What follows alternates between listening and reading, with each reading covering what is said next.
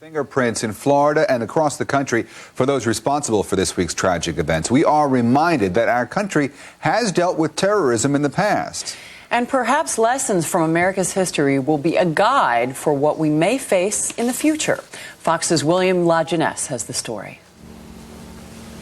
America will never make concessions to terrorists. To do so would only invite more terrorism. America has dealt with terrorists before. Islamic fundamentalists in 1979 take 66 Americans hostage in Iran. After negotiations fail, President Jimmy Carter sends in commandos. But the rescue operation ends in disaster. On behalf of us, welcome home. The hostages are ultimately released as President Reagan takes office. He then faces his own terrorist challenge. They are beating the passengers. They are beating the passengers. They are threatening to kill them now. In 1986, terrorists operating out of Libya detonate bombs in Rome, Vienna, and West Berlin, killing 14 U.S. citizens. More Americans are kidnapped in Beirut. I don't think anything that attempts to get people back who have been kidnapped by thugs, murderers, and barbarians is wrong to do. Reagan responds, bombing terrorist and military installations and shooting down Libyan jets.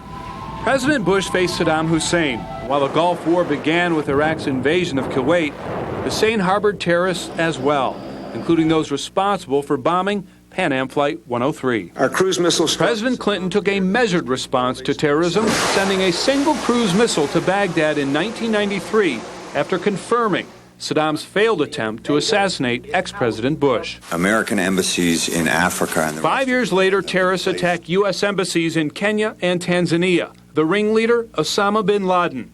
President Clinton again responds with cruise missiles, destroying terrorist facilities in Afghanistan and the Sudan. Retaliation implies a kind of a tit for tat. You do this, we'll do that. Then you do this, and then we'll do that.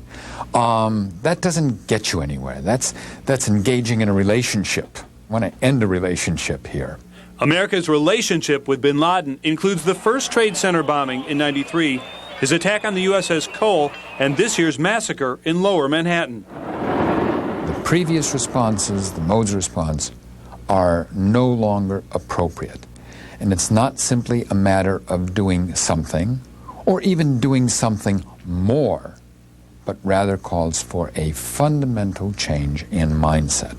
In the new war on terrorism, Jenkins believes retribution will not be a single act, but killers will be hunted down relentlessly and without regard for international law or boundaries.